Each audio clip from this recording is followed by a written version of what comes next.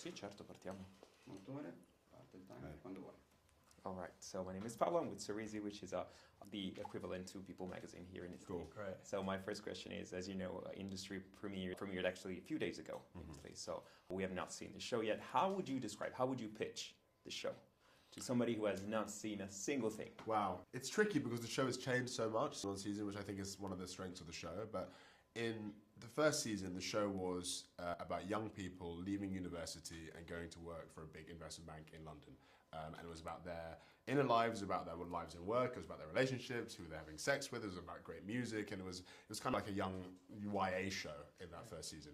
And as the characters have grown up, and as me and Konrad have grown up, the show has matured, I think, into something a little bit different. It's become a bit more of a broader look at the world of finance and how that fits within different landscapes in London and the UK society. And it's really about how power corrupts and how ambition is everything. And it's turned into, in season 4, somewhat of a conspiracy thriller, which has an amazing week-to-week watchability, and I think is the most entertaining show on TV. I think if you also, I always say this, but if you feel intimidated by how much industry there is to watch, and you feel like it's a bit of a barrier to entry for the show, I think you can start on season 4.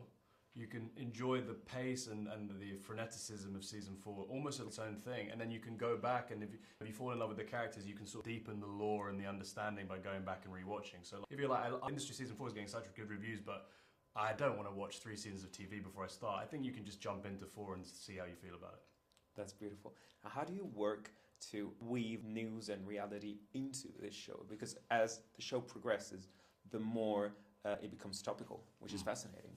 Excuse me. We don't go into the writers' room every year and say which sort of news stories from current affairs are we going to get inspiration from. We start with the characters, and we start where they're going to start, and we end up and then where they're going to end up, and we figure, hopefully organically, how we're going to get from A to B.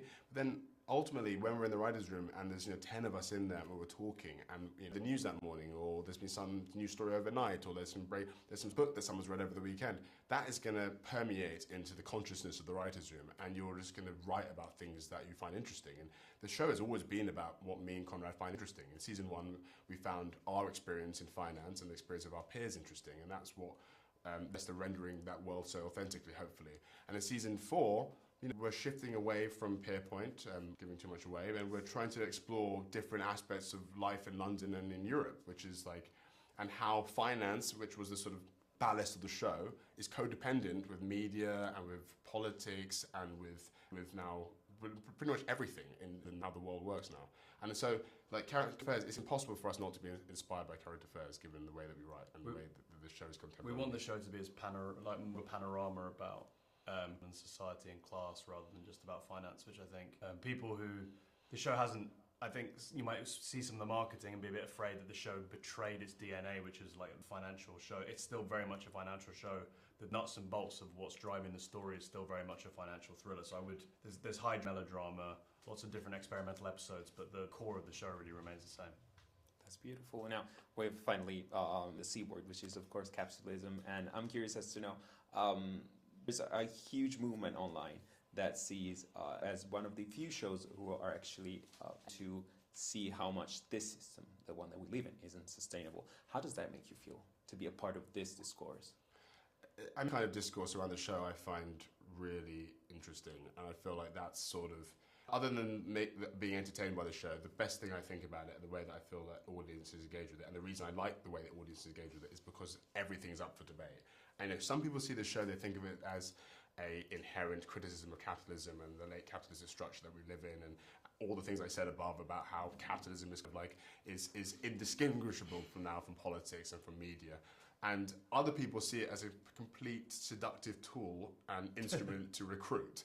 And some people watch the show and say, oh, wow, that looks amazing, I want to get into finance, which is a really interesting thing to look at. And I feel like it's a crazy read of it, but you see it across criticism for the show as well. You see people engage with it in a quite interesting way from a perspective of, wow, they're go-getters, they're ambitious, they want everything, they're strivers. And you see other people on the other side have a completely different take on it, but still enjoy it.